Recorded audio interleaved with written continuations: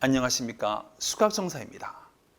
오늘은 여러분과 함께 탐심만 버리면 좋은 것이 몰려온다는 사실에 대해서 함께 생각해보는 시간을 갖도록 하겠습니다. 혹시 우리나라에서 최고로 잘 팔리는 껌이 뭔지 아십니까? 그것은 아마 자일리톨 껌일 겁니다. 자일리톨은 나무에서 얻어진 당이라고 해서 목당 혹은 자작나무 설탕이라고도 하더군요. 자일리톨은 충치 원인균의 성장을 억제하고 플라그 형성을 감소시켜 충치를 예방하는 기능을 한다고 합니다. 그런데 이 자일리톨이 어떻게 충치 예방 기능을 하는 것일까요?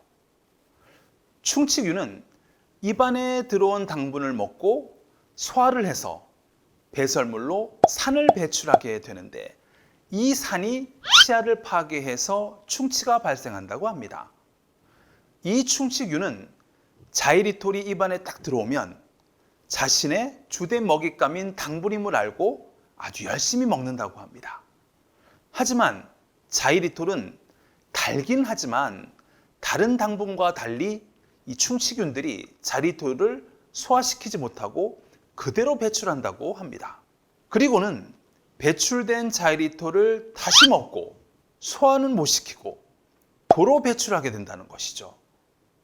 이런 과정을 반복하다 보면 충치균은 먹기는 계속 먹는데 정작 소화는 못 시키고 배출하기 때문에 결국 영양분 부족으로 굶어 죽는다고 합니다. 말하자면 충치균이 굶어 죽는 희한한 일이 생기는 것입니다. 충치균들은 먹고도 죽는 것이죠. 먹고도 죽는다는 것은 상식과는 다릅니다. 우리는 굶으면 죽고 먹으면 산다고 생각합니다. 하지만 세상에는 먹고도 죽는 경우가 의외로 많습니다. 더구나 충치균만 그런 게 아니라 사람들에게도 얼마든지 이러한 일이 있을 수 있습니다. 과식하다가 죽는 사람도 있습니다. 어린아이들은 분별력이 없어서 동전을 삼키다가 사고가 나기도 한답니다. 그런가 하면 제법 성공한 사람들 중에는 먹어서는 안 될 부정한 돈을 받아 먹다가 죽는 경우도 생깁니다. 그러므로 먹는 것이라고 해서 무조건 좋아하면 곤란합니다. 탐욕스럽게 배를 채우는 것보다 중요한 것이 있습니다.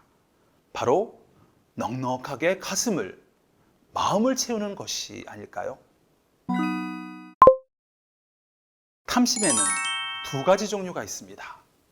첫째, 만져지고 느껴지는 유형의 대상에 대한 탐심입니다. 견물생심으로서 드러나는 탐심이죠. 우리가 흔히 생각하는 일반적인 형태의 탐심입니다. 두 번째로 우리가 너무나 쉽게 간과하고 일으키는 것이 바로 시간에 대한 탐심입니다. 어떤 결과를 수확하기 위한 인고의 기다림은 기나긴 수행과 경험 끝에 얻어낸 지혜의 산물입니다. 하지만 우리들은 시간에 대한 탐심으로 초래된 조급증 때문에 이를 그르치고 있지는 않은지 돌아볼 일입니다.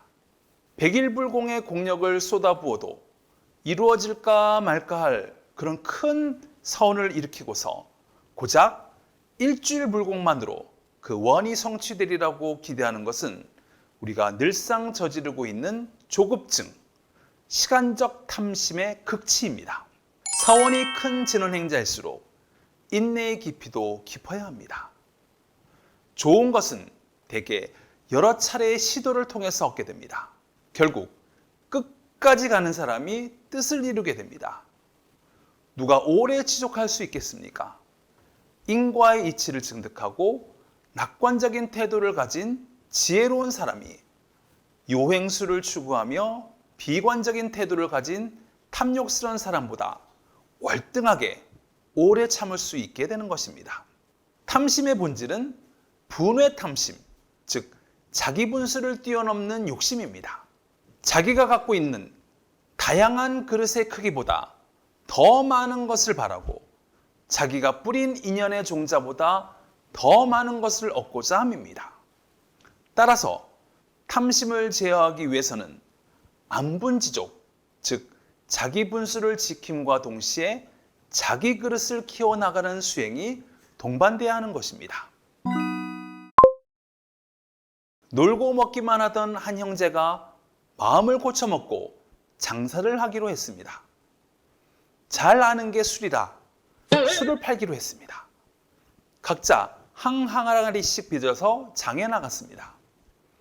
한나절이 지나도 술 한 잔 팔지 못하고 속은 출출해졌습니다. 참다 못한 형이 아우에게 돈 한 푼을 내밀었습니다. 아우야, 네 술 나한테 한 잔 팔아라. 맛있게 들이키는 형을 본 아우는 입맛을 다시다가 형에게 받은 한 푼을 내밀었습니다. 형님, 내게도 한 잔 파시오. 형제는 주거니 받거니 술 2항아리를 다 팔아치웠습니다. 그러나 손에 쥔 술값은 단 한 푼뿐이었습니다. 우리는 지금까지 오직 스스로를 대상으로 오직 가족 권속들만을 위해 베풀었습니다. 방금 말씀드린 술 파는 형제처럼 내부자 거래만 한 셈이죠. 형제의 장사는 어리석음만이 소득이 되었던 것이죠. 부처님의 계산법은 중생의 계산법과 전혀 다릅니다. 자기만의 이익을 위해 10,000원을 베푸는 것보다는 자신의 이익과 더불어서 일체 중생을 위해 자기를 감추며 10,000원을 희사하는 것이 10배, 100배, 1000배로 불어난 공덕을 받게 된다고 합니다. 이게 바로 인과의 이치 아니겠습니까? 물질은 써야 할 곳에 잘 쓰여졌을 때 또다시 물질이 인연되어 옵니다. 내가 물질을 쓸 때 부처님께 먼저 희사하고 쓰게 되면 부처님께 희사한 물질에 의해 나머지 물질이 모두 정화되니 이미 정화된 물질은 사람을 다치지 않고 적재적소에 쓰이게 되어서 다시 좋은 수입을 유발하게 만드는 원인이 된다는 의미입니다. 우주법계에 복이 가득하지만 어리석은 중생은 이 복을 현실이라는 한정된 보따리에 담으려고만 합니다. 이 보따리는 크기는 작고 무게는 엄청 무거운 부담이 될 수밖에 없습니다.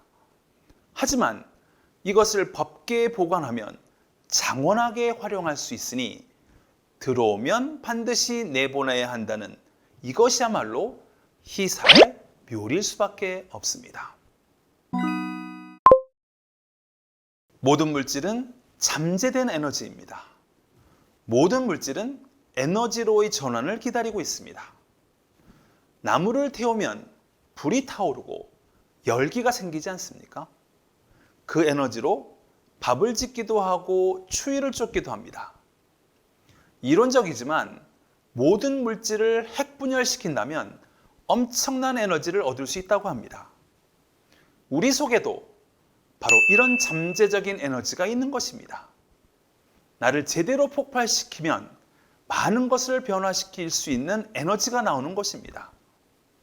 능력이란 가지고 있는 자원이라기보다는 그 자원을 폭발시켜 에너지화할 줄 아는 데 있습니다.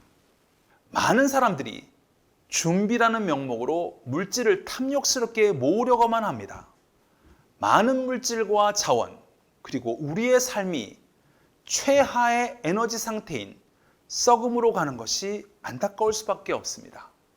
지금부터 하나씩 불을 붙이고 그것을 에너지화 시킨다면 삶에 큰 변화가 있을 수밖에 없을 겁니다.